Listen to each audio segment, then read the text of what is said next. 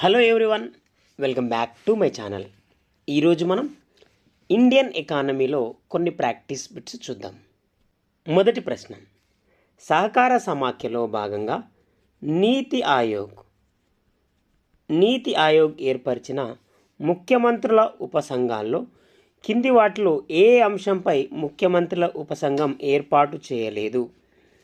సహకార సమాఖ్యలో భాగంగా నీతి ఆయోగ్ ఏర్పరిచిన ముఖ్యమంత్రుల ఉపసంఘాల్లో కింది వాటిలో ఏ అంశంపై ముఖ్యమంత్రుల ఉపసంఘం ఏర్పాటు చేయలేదు అని అడిగాడు. అవి కేంద్ర ప్రయోజిత పథకాలు, వృత్తి నైపుణ్య వృద్ధి, స్వచ్ఛ భారత్, డిజిటల్ చెల్లింపులు. వీటిలో దేనిపై ముఖ్యమంత్రుల ఉపసంఘం ఏర్పాటు చేయలేదని అడిగాడు. ఇక్కడ ఆన్సర్ డిజిటల్ చెల్లింపులపై చేయలేదు. నెక్స్ట్ క్వశ్చన్, నీతి ఆయోగ్ సంస్థాగత ఫ్రేమ్వర్క్ సంబంధించి కింది వాటిలో సరికాంది ఏది అని అడిగాడు. చూడండి, సరికాని జత ఏది అని అడిగాడు. నీతి ఆయోగ్ సంస్థాగత ఫ్రేమ్వర్క్ సంబంధించి కింది వాటిలో సరికాంది ఏది అని అడిగాడు. చూడండి, ఇక్కడ చైర్పర్సన్ భారత ప్రధానమంత్రి, పార్ట్ టైం సభ్యులు గరిష్టంగా 2, ఎక్స్ అఫీషియో సభ్యులు గరిష్టంగా 4, చీఫ్ ఎగ్జిక్యూటివ్ ఆఫీసర్ 3 ఏళ్ల కాలానికి రాష్ట్రపతి ద్వారా నియమితులవుతారు. దీంట్లో ఏది సరికాంది అని అడిగాడు. Answer fourth option, chief executive officer 3 ఏళ్ల కాలానికి రాష్ట్రపతి ద్వారా నియమితులవుతారనేది సరికాంది. నెక్స్ట్ క్వశ్చన్, నీతి ఆయోగ్కు సంబంధించి కింది వివరణలో సరైనవి తెలపండి. చూడండి, ఇక్కడ ఇవ్వబడిన స్టేట్మెంట్లలో సరైనవి అడిగాడు. చూడండి, సరైనవి అడిగాడు. ప్రణాళికా సంఘం స్థానంలో భారత ప్రభుత్వం నీతి ఆయోగ్ను స్థాపించింది. కేంద్ర రాష్ట్ర ప్రభుత్వాల అభివృద్ధి ప్రక్రియలో కీలకమైన, దిశాత్మకమైన, శాస్త్రీయమైన, సాంకేతికమైన ఉత్పాదితాలను అందిస్తుంది. సహకారం, కొలాబరేషన్ ద్వారా పరిజ్ఞానాన్ని, నవకల్పనను, ఎంటర్ప్రీనర్ మద్దతును అందిస్తుంది. నీతి ఆయోగ్ వైస్ చైర్మన్గా అరవింద్ పనగారియా ఉన్నారు. సో వీటిలో సరైనవి ఏవి అని అడిగాడు.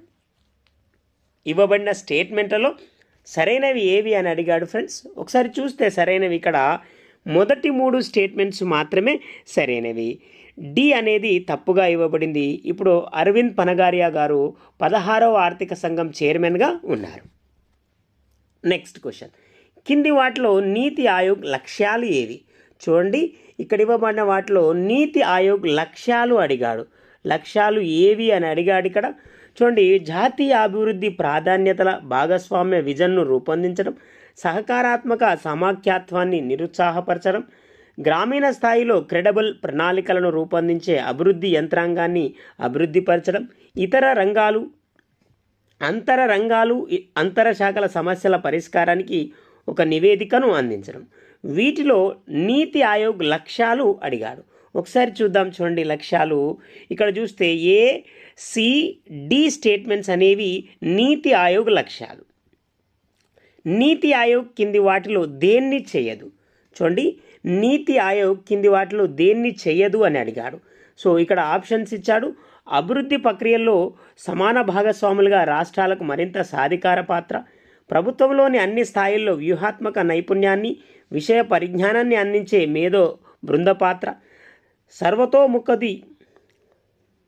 సర్వతోముఖి ధోరణితో అభివృద్ధి ప్రక్రియకు తోడ్పడే సరైన వాతావరణం కల్పించడంలో ప్రేరక పాత్ర, అవసరమున్న రాష్ట్రాలకు వనరులను కేటాయించడం. ఇక్కడ ఆన్సర్ ఒకసారి చూస్తే అవసరమున్న రాష్ట్రాలకు వనరులను కేటాయించడం అనేది నీతి ఆయోగ్ చేయదు.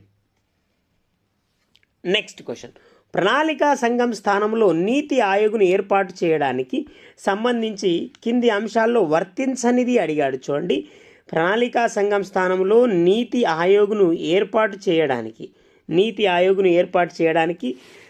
కింది ఇవ్వబడిన అంశాల్లో ఏది వర్తించదు అని అడిగాడు. ప్రణాళికా సంఘం దాని పనితీరులో రాజకీయ జోక్యాన్ని అరికట్టలేకపోయింది. విధాన నిర్ణయాల్లో నీతి ఆయోగ్ రాష్ట్ర ప్రభుత్వాలను విశ్వాసంలోనికి తీసుకోవాలని భావిస్తున్నారు. ప్రపంచ వాణిజ్య సంస్థ సవాళ్లను పరిష్కరించడానికి, ఎదుర్కోవడానికి ప్రణాళికా సంఘానికి అవసరమైన సాధనాలు లేవు. ప్రభుత్వ విధానాలకు అనుగుణంగా పనిచేసి దాని మేధోమదనం సేవ చేయడానికి ఉద్దేశించింది. దీంట్లో వర్తించండి అడిగాడు. ఇక్కడ చూస్తే ప్రపంచ వాణిజ్య సంస్థ సవాళ్లను పరిష్కరించడానికి, ఎదుర్కోవడానికి ప్రణాళిక సంఘానికి అవసరమైన సాధనాలు లేవు అనేది వర్తించనిది. నెక్స్ట్ క్వశ్చన్, కింది వాటిని జతపరచండి. చూడండి, ఇక్కడ జతపరచమని గ్రంథాలు ఇచ్చాడు, ఈ వైపు రచయితలను ఇచ్చాడు. చూడండి, planning and poor, planned economy for India, Gandhi ప్రణాళిక, ప్రజా ప్రణాళిక, సర్వోదయ ప్రణాళిక. ఈ వైపు రచయితలనిచ్చి జతపరచమని అడిగాడు. సో దీంట్లో మనందరికీ తెలుసు గాంధీ ప్రణాళిక, ప్లాన్డ్ ఎకానమీ ఫర్ ఇండియా, ఇది మనకు తెలుసు. వాటిని బట్టి ఒకసారి చూస్తే ఆన్సర్ ఆప్షన్ 3 అనేది సరైన జత. నెక్స్ట్ క్వశ్చన్, 3వ పంచవర్ష ప్రణాళికలో సరైనవి గుర్తించండి. చూడండి, 3వ పంచవర్ష ప్రణాళికలో సరైనవి గుర్తించండి. అతి ఎక్కువ విదేశీ సహాయం పొందిన ప్రణాళిక, 2 దేశాల్లో యుద్ధాలు జరిగిన ప్రణాళిక, బొకారో ఇనుము ఉక్కు పరిశ్రమ ఏర్పాటు, అత్యధిక పెట్టుబడి వ్యయం, రవాణా సమాచారం. వీటిలో 3వ పంచ ప్రణాళికలో సరైనవి గుర్తించండి అని అడిగాడు. ఇక్కడ ఆన్సర్ ఒకసారి చూస్తే ఇక్కడ ఇవ్వబడినవన్నీ కూడా సరైనవే. 3వ ప్రణాళిక బోల్డ్ ప్రణాళిక అంటారు. నెక్స్ట్ క్వశ్చన్, కింది వాటిని జతపరచండి. చూడండి, ఇక్కడ జతపరచమని అడిగాడు. ప్రణాళికలు, ఇక్కడ వాటిలో తీసుకున్న నిర్ణయాలు, పెట్టుబడులు అని ఒకసారి చూద్దాం. చూడండి, ప్రణాళిక 1వ పంచవర్ష ప్రణాళిక, 2వ పంచవర్ష ప్రణాళిక, 5వ పంచవర్ష ప్రణాళిక, 3వ పంచవర్ష ప్రణాళిక. ఈ వైపు పారిశ్రామీకరణ, స్వయం సమృద్ధి, వ్యవసాయం, దారిద్ర్య నిర్మూలన. సో ఇక్కడ మనకు తెలుసు 1వ ప్రణాళిక వ్యవసాయం మీద చేశారు. 1వ ప్రణాళిక వ్యవసాయం. A3 ఎక్కడ ఉందో మనకు ఆన్సర్ అవుతుంది. చూడండి, A3 ఆప్షన్ 1లో ఉంది, అలాగే ఆప్షన్ 3లో ఉంది. ఆప్షన్ 1 అనేది ఇక్కడ సరైన జత ఫ్రెండ్స్. నెక్స్ట్ క్వశ్చన్, కింది వ్యక్తి చొరవ జతల్లో స్వాతంత్రానంతరం భారత ఆర్థిక వ్యవస్థకు సంబంధించి సరిపోల్చబడిన జత ఏది? చూడండి, వ్యక్తి చొరవ జతల్లో స్వాతంత్రానంతరం భారత ఆర్థిక వ్యవస్థకు సంబంధించి సరిపోల్చబడిన జత ఏది? MS స్వామినాథన్ హరిత విప్లవం, PC మహల్నోబిస్ భారత సంఖ్యాక సంస్థ. ఇక్కడ సరిపోల్చబడిన జత కనుక చూస్తే ఇక్కడ ఇవ్వబడిన 2 కూడా సరైనవి.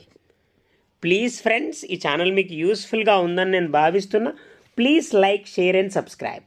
నెక్స్ట్ క్వశ్చన్, కింది పంచవర్ష ప్రణాళిక వాటి లక్ష్య వృద్ధి రేటును జతపరచండి. చూడండి, సాధించిన వృద్ధి రేటు కాకుండా లక్ష్య వృద్ధి రేటును జతపరచమని అడిగాడు. 3వ పంచవర్ష ప్రణాళిక, 5వ పంచవర్ష ప్రణాళిక, 6వ పంచవర్ష ప్రణాళిక, 8వ పంచవర్ష ప్రణాళిక. చూడండి, 8వ పంచవర్షం. అత్యధికంగా సక్సెస్ అయిన ప్రణాళిక ఏదైనా ఉందంటే 8వ పంచవర్ష ప్రణాళిక. ఇక్కడ చూడండి, పంచవర్ష ప్రణాళిక వాటి లక్ష్య వృద్ధి రేటును జతపరచమని అడిగాడు. ఆన్సర్ ఒకసారి చూద్దాం. ఆన్సర్ ఒకసారి చూస్తే ఆప్షన్ 1 అనేది సరైన జత. నెక్స్ట్ క్వశ్చన్ చూడండి, నెక్స్ట్ క్వశ్చన్, జతపరచండి. పథకము, పంచవర్ష ప్రణాళిక. పథకాలు, పంచవర్ష ప్రణాళికలు. ఈ వైపు పథకాలు ఇచ్చాడు, ఈ వైపు పంచవర్ష ప్రణాళికలు ఇచ్చి జతపరచమన్నాడు. పథకాలు ఏ పంచవర్ష ప్రణాళికలో ప్రవేశపెట్టారు అనేటిని జతపరచమన్నాడు. ICDS, PMRY, వాంబే, పురా, RKVY. వీటిని జతపరచమని అడిగాడు. ఆన్సర్ ఒకసారి చూస్తే ఆప్షన్ 2 అనేది సరైన జత. నెక్స్ట్ క్వశ్చన్, 6వ ప్రణాళికలో సరైన అంశాలను గుర్తించండి. చూడండి, 6వ ప్రణాళికకు సంబంధించి సరైన వాటిని అడిగాడు. హిందూ వృద్ధి రేటు నమోదైన ప్రణాళిక. ఈ ప్రణాళికను 2 సార్లు ప్రవేశపెట్టారు. పెట్టుబడులు అత్యధికంగా శక్తి రంగానికి ఇచ్చారు. చూడండి, ఇక్కడ నాబార్డ్ను ఈ ప్రణాళికలో ఏర్పాటు చేశారు. పనికి ఆహార పథకాన్ని ఈ ప్రణాళికలో ఏర్పాటు చేశారు. ఇక్కడ ఇవ్వబడిన స్టేట్మెంట్లలో 6వ ప్రణాళికలో సరైన అంశాలు గుర్తించమన్నాడు. ఇక్కడ సరైనది గనక చూస్తే ఆప్షన్ 3 అనేది సరైంది. అనగా ABCD స్టేట్మెంట్స్ మాత్రమే సరైనవి. నెక్స్ట్ క్వశ్చన్, కింది వాటిలో పంచవర్ష ప్రణాళిక ప్రాథమిక లక్ష్యాలు ఏవి?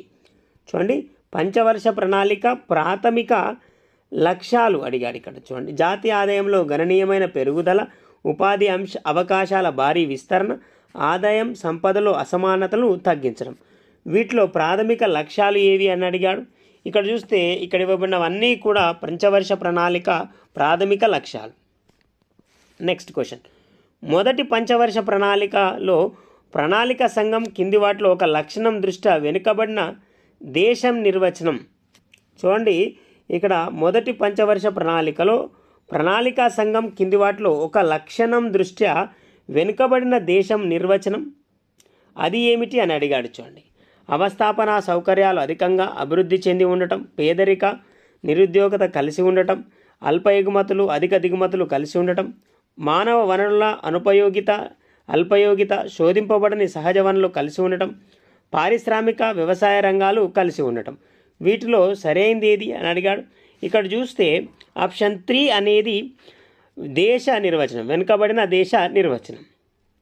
నెక్స్ట్ క్వశ్చన్, స్టేట్మెంట్స్ ఇచ్చాడు, సరైన వాటిని ఎంపిక చేయమని అడిగాడు. చూడండి, జాతీయ ఆదాయాన్ని తొలిసారి అంచనా వేసింది ఆర్థికవేత్త దాదాబాయి నౌరోజీ.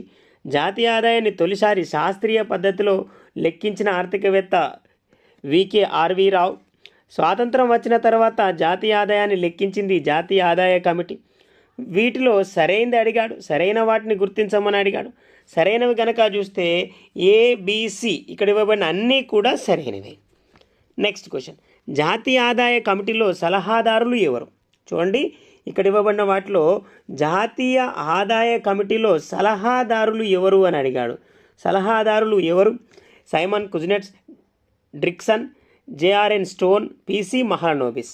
ఎవరు అని అడిగాడు. ఇక్కడ ఆన్సర్ ఏబిసి సరైనవి, డి తప్పు, అంటే పిసి మహాలనోబిస్ అనేవారు కాదు.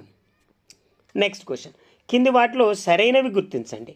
చూడండి, సరైనవి గుర్తించమని అడిగాడు. దేశంలో మొదటి బేస్ ఇయర్ ఆధార సంవత్సరంగా 1948-49ని తీసుకున్నారు. దేశంలో ప్రస్తుత ఆధార సంవత్సరం 2011-12. కేంద్ర గణాంక సంస్థను 1952లో ఏర్పాటు చేశారు. ప్రస్తుతం జాతీయ ఆదాయాన్ని లెక్కిస్తున్న సంస్థ జాతీయ గణాంక సంస్థ. వీటిలో సరైనవేవి అని అడిగాడు. సరైనవి కనుక చూస్తే ఏబిడి సరైనవి, సి స్టేట్మెంట్ అనేది తప్పుగా ఇవ్వబడింది. నెక్స్ట్ క్వశ్చన్, జాతీయ ఆదాయం మదింపులో లేని పరిస్థితి గుర్తించండి. ఇక్కడ చూడండి, జాతీయ ఆదాయం మదింపులో లేనిది ఉత్పత్తి మదింపు పద్ధతి, మెట్రిక్ మదింపు పద్ధతి, ఆదాయ మదింపు పద్ధతి, ఎగుమతి దిగుమతి మదింపు పద్ధతి, వ్యయ మదింపు పద్ధతి. ఇక్కడ ఆన్సర్ ఒకసారి చూద్దాం. చూడండి, ఉత్పత్తి మదింపు పద్ధతి, ఆదాయ మదింపు పద్ధతి, వ్యయ మదింపు పద్ధతి జాతీయ ఆదాయం మదింపులో లేనివి. నెక్స్ట్ క్వశ్చన్, కింది వాటిలో సరైన ప్రవచనం కానిది. చూడండి, ఇక్కడ సరైనది కానిది అడిగాడు, సరైన ప్రవచనం కానిది అడిగాడు. రాష్ట్ర ఆదాయాన్ని లెక్కించే సంస్థ డిఈఎస్. జాతీయ ఆదాయ వృద్ధి రేటు నుంచి జనాభా వృద్ధి రేటును తీసేస్తే తలసరి ఆదాయం వస్తుంది. ప్రదేశం దృష్ట్యా జాతీయ ఆదాయం అంటే స్థూల దేశీయోత్పత్తి, పౌరుడి దృష్ట్యా జాతీయ ఆదాయం అంటే స్థూల జాతీయోత్పత్తి. వీటిలో సరైన ప్రవచనం కానిది అడిగాడు. సరైన ప్రవచనం కానిది జాతీయ ఆదాయ వృద్ధి రేటు నుంచి జనాభా వృద్ధి రేటు తీసేస్తే తలసరి ఆదాయం వస్తుందనేది సరైనది కాదు. నెక్స్ట్ క్వశ్చన్, వ్యయార్హ ఆదాయం దేనికి సమానం? చూడండి, ఇక్కడ ఇవ్వబడిన వాటిలో వ్యయార్హ ఆదాయం దేనికి సమానం అని అడిగాడు. ఆన్సర్ ఒకసారి చూద్దాం. ఆన్సర్ ఒకసారి చూస్తే వ్యష్టి ఆదాయం మైనస్ ప్రత్యక్ష పన్నులకు సమానం. నెక్స్ట్ క్వశ్చన్, ఒక దేశంలో స్థూల దేశీయోత్పత్తి. చూడండి, ఒక దేశంలో స్థూల దేశీయోత్పత్తి జీడిపి కంటే దేశ జనాభా వేగంగా పెరిగితే తలసరి ఆదాయం ఏమవుతుంది? చూడండి, ఒక దేశంలో స్థూల దేశీయోత్పత్తి జీడిపి కంటే దేశ జనాభా వేగంగా పెరిగితే తలసరి ఆదాయం ఏమవుతుంది అని అడిగాడు. ఇక్కడ ఆన్సర్ ఒకసారి చూస్తే తగ్గుతుంది. నెక్స్ట్ క్వశ్చన్, 3 రంగాల నమూనా గల ఆర్థిక వ్యవస్థలో లేని రంగం. చూడండి, 3 రంగాల నమూనా గల ఆర్థిక వ్యవస్థలో లేని రంగాన్ని ఇక్కడ ఇవ్వబడిన వాటిలో అడిగాడు. ఆన్సర్ విదేశీ రంగం. డిప్లేటర్ దేనికి ఉపయోగిస్తారు? చూడండి, నెక్స్ట్ క్వశ్చన్, డిప్లేటర్ అనే దాన్ని దేనికి ఉపయోగిస్తారు? వస్తువులో మార్పులో సర్దుబాటుగా, జిఎన్పిలో తగ్గుదల గణించేందుక, ధరల స్థాయిలో మార్పులు సర్దుబాటు చేసేందుక, జిఎన్పిలో అధిక పెరుగుదలను గణించేందుక. వేటికి ఉపయోగిస్తారని అడిగాడు. ధరల స్థాయిలో మార్పులు సర్దుబాటు చేసేందుకు డిప్లేటర్ను ఉపయోగిస్తారు. నెక్స్ట్ క్వశ్చన్, 2023-24లో ఆర్థిక సర్వే ప్రకారం. చూడండి, ఇక్కడ ఇవ్వబడినది ఆర్థిక సర్వే ప్రకారం 2023-24 ఆర్థిక సర్వే ప్రకారం సరైన వాటిని తెలుపమన్నాడు. స్థూల జాతీయ ఆదాయం ప్రస్తుత ధరల్లో 2,91,04,354 కోట్లు. స్థూల జాతీయ ఆదాయం స్థిర ధరల్లో 1,71,25,892 కోట్లు. స్థూల జాతీయ ఆదాయం ప్రస్తుత ధరల వృద్ధి రేటు 9.5%. స్థూల జాతీయ ఆదాయాల స్థిర ధరల వద్ద వృద్ధి రేటు 8.2గా ఉంది. ఇక్కడ చూస్తే ఆన్సర్ సరైనవి కనుక చూస్తే ఇక్కడ ఇవ్వబడినవన్నీ కూడా సరైనవి. ఇవి ఫ్రెండ్స్ ఇండియన్ ఎకానమీలోని కొన్ని ప్రాక్టీస్ బిట్స్. మరికొన్ని ప్రాక్టీస్ బిట్స్తో మరొక వీడియోలో కలుద్దాం friends.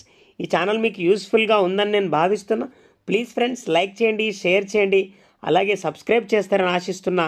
Thank you very much friends.